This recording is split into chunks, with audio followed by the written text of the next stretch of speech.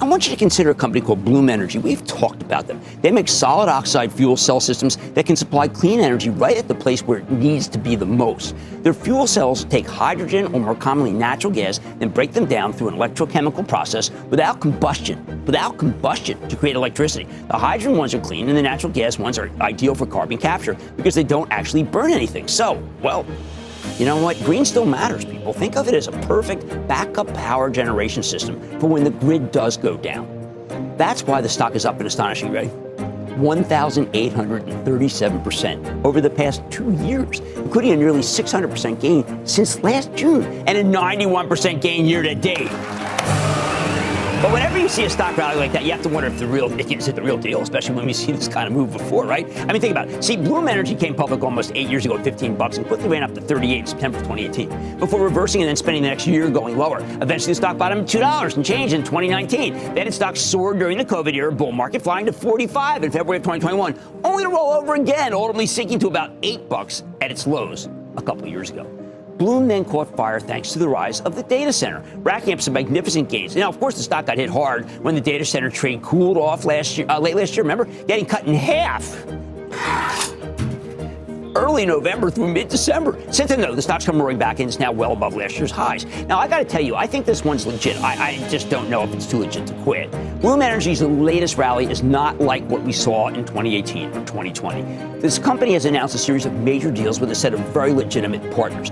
Data center operators are desperate for on-site power solutions, and this is a tested technology. Walmart, Google, FedEx, they've been using Bloom's fuel cells for years. What's changed is that demand for them is now off the charts. In late 2024, Bloom announced a deal with American Electric Power, the Ohio-based electric utility that operates America's largest power transmission network. AP knows electricity better than anyone, and they wouldn't work with a company that's more of a science project than a legitimate player. At the time of the announcement, AP ordered 100 megawatts of fuel cells from Bloom Energy with the option to buy another 900 megawatts if they wanted to.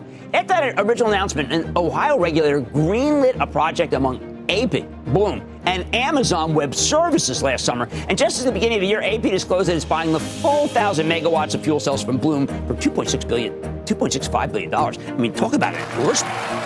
Now, last July, Bloom Energy announced a deal to deploy fuel cell technology at select Oracle data centers. And it's got a great partnership with CoreWeave, too, dating back to 2024, when CoreWeave was a company most people hadn't even heard of. They really are one of the best at building data centers around. So their endorsement, CoreWeave's endorsement, carries a lot of weight. What else? Last October, Bloom announced a $5 billion partnership with Brookfield Asset Management. Now, that's an investment firm that specializes in major infrastructure products, including data centers. That is a huge endorsement. Brookfield might be the savviest of data center creator financiers. I've come to really like these guys. If Brookfield says they're good, they're good. Of course, this story is not just about contracts. It's also about sales and earnings. I wouldn't be so confident about Bloom if the numbers weren't excellent. Bloom Energy first turned profitable. It's profitable in 2024, reporting 28 cents of earnings per share. Then last year, their earnings tripled to, nearly tripled to 76 cents. We found out that the final result for 2025, about 2.5 weeks ago on Feb 6th, when the company delivered a stunning set of fourth quarter numbers. Bloom posted a massive revenue beat, while their earnings came in at 45 cents per share.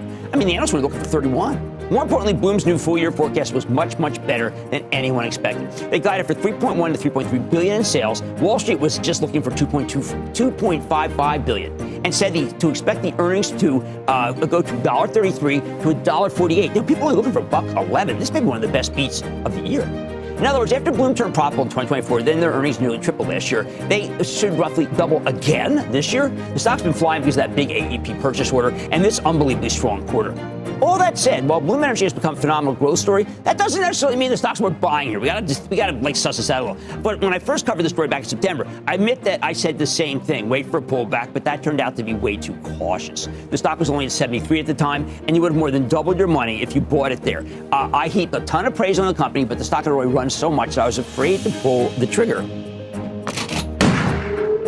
Still today, Bloom rallied another 3.7% at 166 is trading 118 times the midpoint of this year's earnings forecast. If you're willing to use the estimates for the out years, the stock sells for 57 times 2027, 36 times 2028. That's more reasonable, but it's not what anyone ever called cheap. Besides, a lot can happen between now and 2028. Plus, don't forget, Bloom is an incredibly volatile stock. There's a pretty good chance that we get another pullback here. One that gives you a better, more palatable entry point. Sure, this stock's had a stunning rally over the past few months. That was in part because of short covering. And at this point, I'm betting most of the short covering has run its course.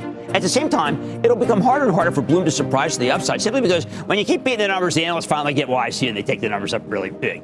Last time Bloom had a big pullback in the final month of 2025, the stock fell almost 50%, and of course, 50 in just over a month. Of course, I don't think you can bank on that happening again. But if we get, say, how about like a 20% pullback, I would feel a lot more comfortable about recommending this one. Buy. Bottom line here, if you're questioning whether Bloom Energy's fundamentals are real, I got to borrow a line from the legendary Terry Hatcher in Seinfeld.